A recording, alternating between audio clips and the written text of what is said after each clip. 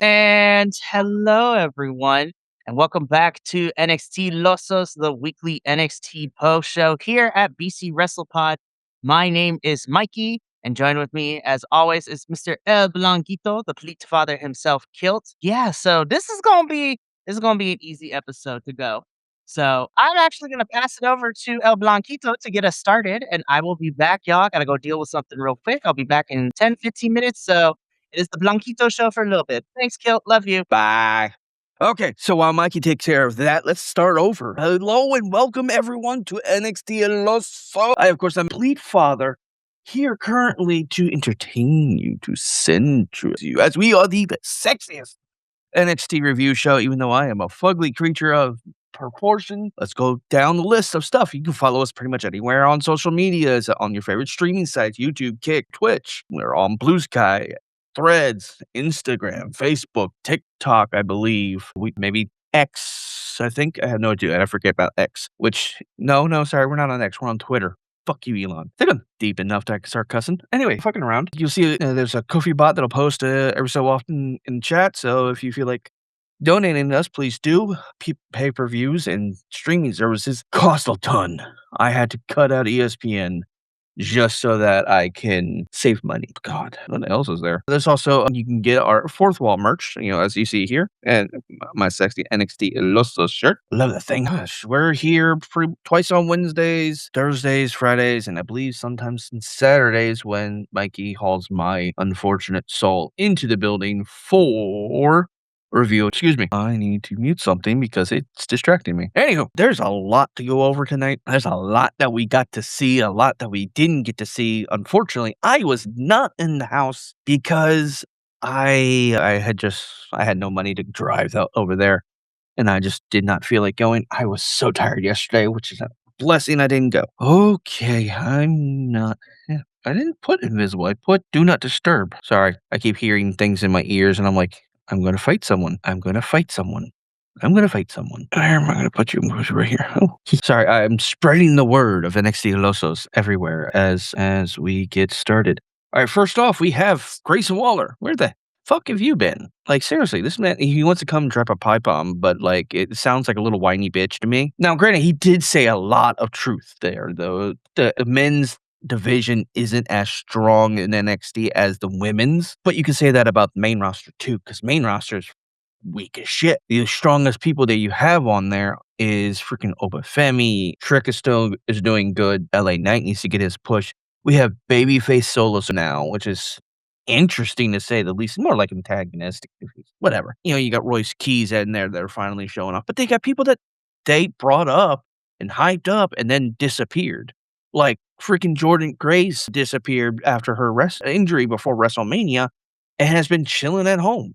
Her husband's doing more shows than she is. Her husband is an independent wrestler. And if you don't see any of their social media posts, you should. They are absolutely adorable. She and her husband are on all their dogs. Phenomenal. Love them. So much fun to watch. And that man is absolutely enthralled with that woman. And I'm like, that's goals right there. So men take notes because he loves his woman and she loves him. There's a lot like Ricky Saints. Where the fuck has Ricky Saints been? He tried to feud for a little bit and then like the only like Sol Ruka was around and for a little bit, then got the championship off of Becky, disappeared for a while, and then now she's back with losing the title to Raquel Rodriguez, which power to you, mama. Very good. But he's spitting truths here, but also he's also a little. He's like, oh, I've been carrying a funeral around for the last 2 years. Yeah, it's because they didn't know what the fuck to do with the New Day because they couldn't fucking pull their heads out their ass creatively to let them do anything. Also, if you haven't seen what New Day posted recently, what Austin Creed has posted, you should really go find that. That is cool because Dawnbreaker comes. But yeah, we're gonna come back to this when Mikey gets back. But I'm gonna go through pretty much everything that I watched, I observed, and I saw. And then when Mikey comes back, we'll just start over because, well, I'm a torturer. Also, he's a bitch. This was a fun interaction. I enjoyed the hell out of this because I enjoy freaking Mason Rook talking. He needs to thin out the accent just a wee bit. Not change the verbiage or vocabulary, but just thin it out a little so that way we can just hear it. Because we Americans are stupid and can't hear your accent well, and well, we're stupid. So I look forward to this match because I was excited that the to watch Miles put Cam in his place, and well, we'll see what happens later. Then we get to this match. This was actually a pretty good match. It was a lot of fun. It still teased the feud going on with after the dismantle, or at least the separation of the calling, and oh god, why is it every time I try to remember someone, my brain fogs out? Because it's like I know Sean Spears, where are you? I need you, NXT. Yeah, it's Sean Spears breaking up with Izzy Dame and what's his name? There's Tony, there's Nico Vance. Yeah, I'm a terrible person with names. And this was a banger. Lizzie Ring is becoming a not only a crowd favorite, but my personal favorite. I'm loving her energy that she's bringing. I'm loving her athleticism. I'm loving what she's getting a chance to do. Izzy is good and getting better on the mic, and is a relatively good heel. She needs better improvement, I think, at least mic wise. She's doing decent in the ring. I have no problems with Izzy's in ring performances. Mike needs a little bit more work still. She needs to. I don't know. There's something about her delivery that just doesn't inspire confidence in me, and I'm like, you're okay, but whatever. All right, moving on. We see this segment. Okay, first off, last week I took Mini Kilt, my son, who was in town, to NXT to the PC to watch the show and have a great time. We got to meet our main man right here in the middle, Romeo. Romeo, where'd you go? I gotta make sure I'm saying the names right because if I don't, I'm gonna feel like a jackass. Okay, it's not here. Why? Why is it? I don't know. I'll figure it out later. I thought it was Romeo Morello because it's Romeo Morello and Noah M. Dog, along with the new Cruz Montana. You know, I'm still getting used to the new name. I understand it's callback to his dad, who he lost 6 years ago.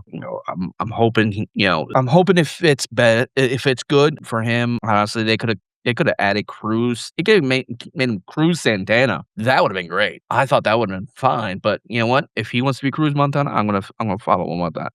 Also, you got the interaction between our Bart being himself and looking cool, and all of a sudden here comes the who makes everything about her. And yeah, I'm gonna just skip on from her because I don't really care that much. Now we got coming into this little vignette with Stone and the Vanity Project bitching, and then all of a sudden in comes our boy. Sorry, I keep getting distracted because I'm trying to make sure I'm saying names correctly because I don't wanna say names right. It's Keanu. I should know this 'cause I had an issue when he first got in and how rough his character was, and I just didn't like how it set him up.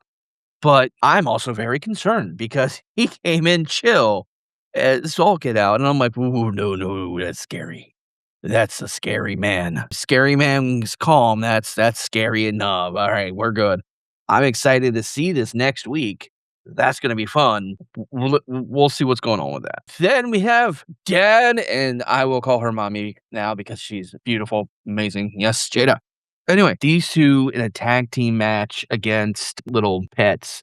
I love these two a lot. They have good chemistry. I think that they are going to do really well. I'm just gonna mute the stream because I keep hearing myself because I have really good headphones, even though it's at 1%. This was a good segment. I think Thea's getting a little over hyper with the delivery on this, but she actually did really good. This was a really good segment. I'm excited to see what they're going to do next week in their tag match, and I'm excited to see Jada smiling again and having fun. Excuse me as I do some moderation thing and go click buttons. And now we come to this match. This was a banger.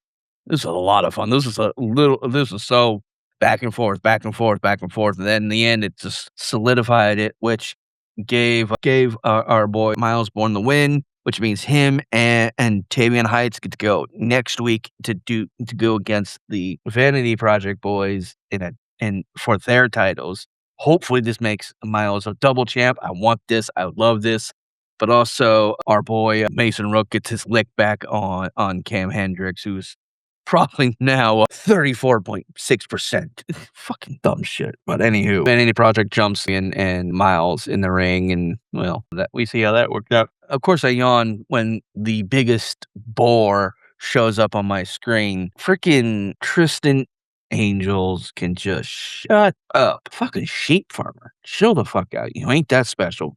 Be quiet before I shear your ass. Also, they've been heavy on the product placement and advertising. Like, can they not? Can they chill a little? Like, hey, what you eating? Oh, here's some popcorn chicken from KFC. It's finger looking good. La, la, la, la, la, la, la. I'm like, dude, can you chill? Just chill. I understand the KFC is a sponsor, but seriously, just chill. I don't like this. I don't like this at all.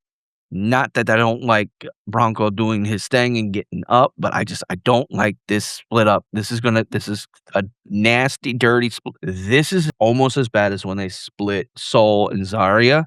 Now, granted, yes, Zarya's doing amazing, Soul's doing good, but it's still, I just don't like dirty split ups. And then there was this. So we're in Stone's office again. Zarya is trying to figure out who her next opponent's going to be, and Ren Sinclair wants to know who she is going to be going after, so that way she can, get stuff up. But, it takes a tournament, and we don't have time for a tournament right now. We're about to hit a PLE within 4 weeks. And then so it's like, all right, well, you two go to town. And so they're going to go and have fun and and they're going to fight next week. So yay. Hold on. Oh, I want to skip for a second. Sorry. I should have reviewed the slides before we started, but I didn't because I was trying to make sure that I got plenty of game time in. I'm obsessed with Hokopia. I'm literally trying to speed run this as much as possible to try and see if I can beat Mikey to the end. This match was fire. I loved it. Now, granted, whatever I don't know, a group, the Perros. I always forget the name. I always forget how to pronounce it. So I just call them the Perros. The two guys came out and distracted everybody and basically cost, like, and Bronco was trying to play peacekeeper, like, hey man, chill. Let me finish this. Chill out. And, his partner got double teamed. And so this is going to be the crack in OTM. And I don't like it. I don't like it at all. We got a little vignette for both Kendall Gray and for Lola tonight for their underground match. I cannot tell you how much I'm excited for this. It kind of makes me upset that I decided to skip out on it because, I'm trying to make sure I have enough gas. But, this is going to be a banger. I'm so excited for this match. As much as I like Shiloh Hill and I'm tired of seeing him fight Tristan, this was okay. I didn't really pay close attention. I was expecting the cursed tooth that he got off of Danhausen to really play into effect. But yeah, it's okay. It was a good match, but it's like it felt repetitive. I felt like the cursed tooth thing just didn't really play into anything. And so here's our card for next week. We got the NXT Tag Team Championship of Miles Bourne, Tavion Heights versus the Vanity Project. The main event of Kendall Gray versus Lola Vice for the NXT Women's Championship in an underground match. We have Jada Parker and Thea Hale versus Carmen Petrovic and Nikita Lyons. So they're going to do their thing. We got Ren Sinclair and Zarya in a match for basically it's a title match. It's almost a title for title because if Ren wins, she gets to challenge Zarya again for her title. If Zarya wins, she gets Ren's title. And that also concludes with our boy Cruz Montana coming out, cutting a promo. Is there more than just 18? No, there's not. Okay, no promo. Oh, shit, I did it! You did do it. Congratulations. Honestly, I'm gonna be honest, like, this particular episode of NXT was a lot of talking setup. So It wasn't. It was a ton. It was so much talking. I literally was about to finish the what happened with Cruz, and I was like, hey, there you are. Okay, cool. So, you wanna start over, or where do you wanna pick up? So we'll fit in. Let's talk about the Cruz Montana promo, and then I'll just go over like the important points that I think were kind of what I took away from this episode. So again, first off, we kilted a couple other of our, BC WrestlePod boys. We're wondering what name NXT was going to give Mike Santana and of how awful it was probably going to be. Now, Mike Santana got ahead of it. I know we had so many guesses. They were all awful, but we had a great time trying to guess with it, right? So we learned that Mike Santana has picked the name Cruz Montana for himself as an homage to his father, who is no longer here, which is very sweet. And I can't necessarily bag on that too much. However, I was just like, I sense a half truth, but whatever. I was like, I'm pretty sure that's what it is. But also, they probably played around with it because WWE want to copyright that IP immediately. But it is what it is. So Cruz cuts his promo. He talks about his past, from going from AEW, even though not naming them specifically, to going to TNA and TNA for all the opportunities. and he never thought that he could be a WWE superstar, but here he is. He reinvented himself. People told him that he would never be more than a tag team wrestler, but he reinvented himself in TNA, and here he is.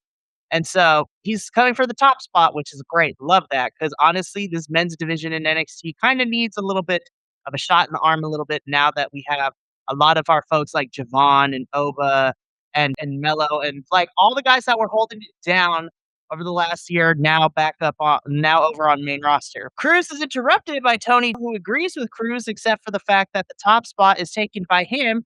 And so we're already setting up. It's going at some point. It's going to be Cruz and Tony. They going to feud for a little bit, which is great. Grayson Waller then blindsides Cruz into hitting Tony D'Angelo. A fight breaks out. Spin the block happens. It seems that Waller, Cruz, and Tony are going to be mixing it up in variations probably over the next couple months, which is cool and everything. And that is how NXT goes off the air. So honestly, lots of talking, lots to set up this episode. I do want to quickly just talk about the important points. Number one, the Grayson Waller promo, while I enjoyed it and he had important points to make, again, WWE is probably going to do the same thing. But if there is no follow up for Waller and there was just a promo to create a viral moment, but there's nothing of substance behind it, what are we doing? Second of all, Lizzie, love you down, girl. Love you down. I hated that you had to do that KFC promo because that was awful. That promo, Who really said that? the ads that they're making the NXT kids do is, oh my god, it is so cringe, and I felt so bad for Lizzie. I was like, "This is awful. This is stupid."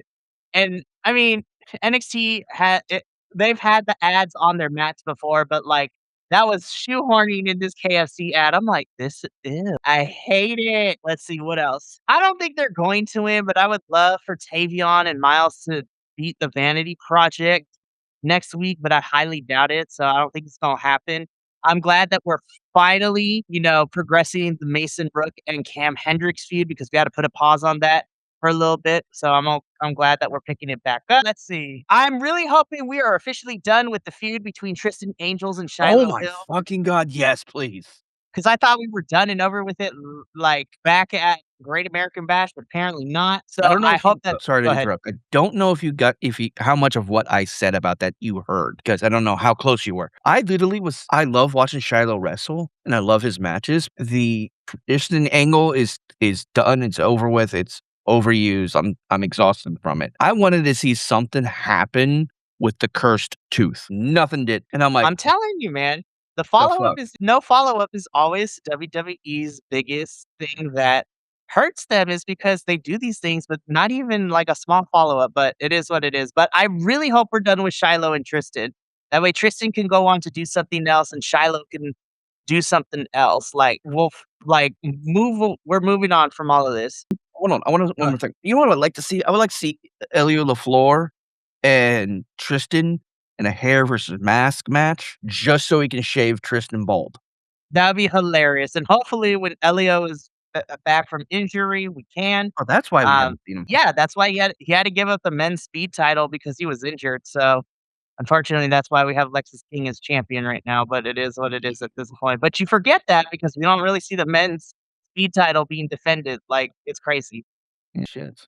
Anyway, that's your say. I don't, the match is probably going to be a lot of fun. I just don't like that we're having our women's North American and our women's speed like fight each other. Like you really can't find somebody for Zario to feud with. I was like, but what if it leads to Six if it leads to people.